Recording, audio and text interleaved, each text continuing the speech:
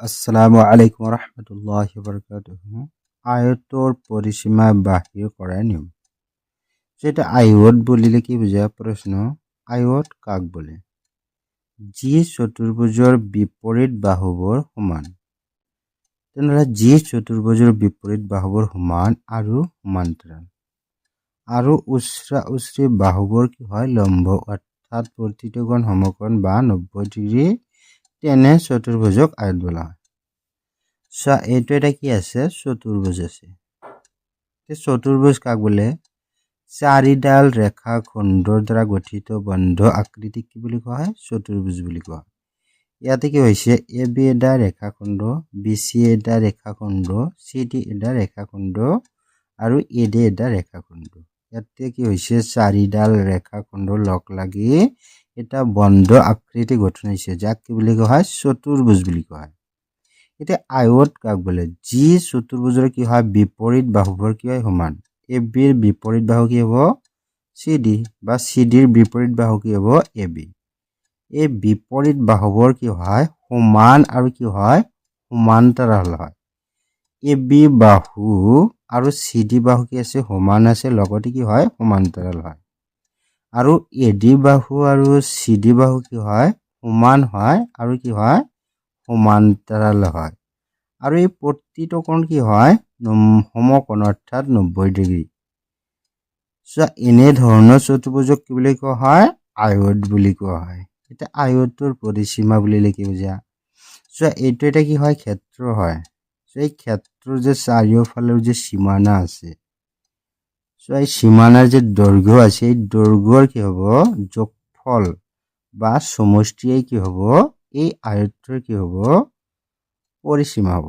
এ B, B C, C D আৰু A D. এই চাৰিডাল ৰেখাখণ্ডৰ যে মুঠ দৈৰ্ঘ্য হ'ব, এই দৈৰ্ঘ্যৰ যে কি হ'ব? যোগফল বা সমষ্টিয়ে কি হ'ব? এই আয়তৰ কি হ'ব? পৰিসীমা।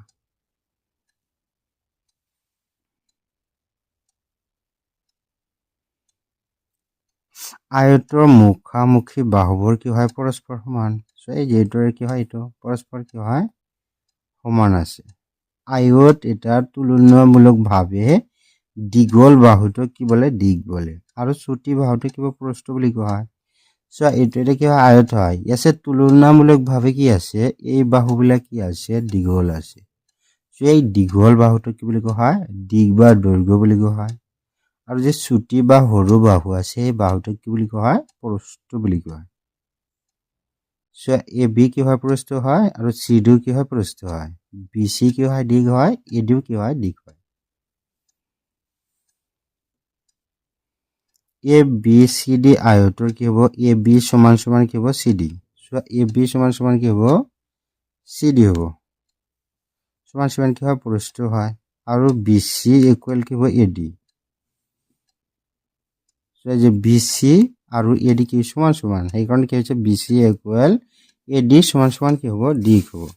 এই যে B C equal A D সমান সমান কি হ'ব? দিক হয়। মানে দুখন দিক, বি চিও দিক হয়, এ ডিও দিক হয়। আৰু এ বিও কি হয়? প্ৰস্থ হয়। চি ডিও কি হয়? প্ৰস্থ হয়।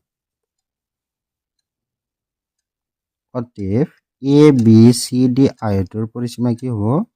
এ B plus B C plus C D plus A D. এতিয়া এ বি কি হয়? এ বি কি হয়? প্রস্থ হয়। যে এ বি কি হয়? প্রস্থ হয়। তারপরে প্লাস প্লাস দিয়ে হল বি সি কি হব? বি সি কি হয়? দিক হয়। যে দিক কি হয়েছে প্লাস প্লাস সি ডি কি হব? যে সি ডি কি হয়? প্রস্থ প্রস্থ লিখা হল। তারপরে প্লাস এ ডি কি হব? দিক হয়েছে, দিক দেওয়া হল। এটা কি হব? দিক প্রস্থ আর প্রস্থ যোগ করে লিখিব। এইফালে লিখা হয়েছে, এইটো আগে দিকটো আগতে লিখা হয়েছে। দিক প্লাস দিক যোগ করলে কি হব? 2 ইনটু দিক। ইয়াতে কোৱেশ্চন দিয়া নাই, দিব লাগিছিল। 2 ইনটু দিক প্লাস প্লাস তাৰপিছত প্ৰস্থ আৰু প্ৰস্থ যোগ কৰি লিখিব 2 ইনটু কি হ'ব? প্ৰস্থ হ'ব। ইয়াতে কি হয়? দিকটো হয় কি বেলেগ আৰু প্ৰস্থ কি বেলেগ হয়। ইয়াতে 2টো কি হয়? কমন আহে, সেইকাৰণে ইয়াতে কমন লৈ আহিছে 2টো। এটা কি থাকিল? ইয়াতে দিক থাকিল, যোগ আছিল, যোগ দিয়া হল, আৰু প্ৰস্থ আছিল, প্ৰস্থ দিয়া হল। এইটো এটা কি হয়? আয়তৰ পৰিসীমা বাহিৰ কৰাৰ কি হয়? সূত্ৰ হয়। এই সূত্ৰৰ সহায়ত আমি যিকোনো আয়তৰ পৰিসীমা বাহিৰ কৰিব পাৰোঁ। সো এইটো আমাক কি হ'ব ভালদৰে মুখস্থ কৰিব লাগিব যে আয়তৰ পৰিসীমা বাহিৰ কৰাৰ সূত্ৰটো কি হয় 2 ইনটু দিক প্লাস প্ৰস্থ এইখিনি যদি আমি ভালদৰে মুখস্থ কৰোঁ যিকোনো আয়তৰ আমি পৰিসীমা বাহিৰ কৰিব পাৰোঁ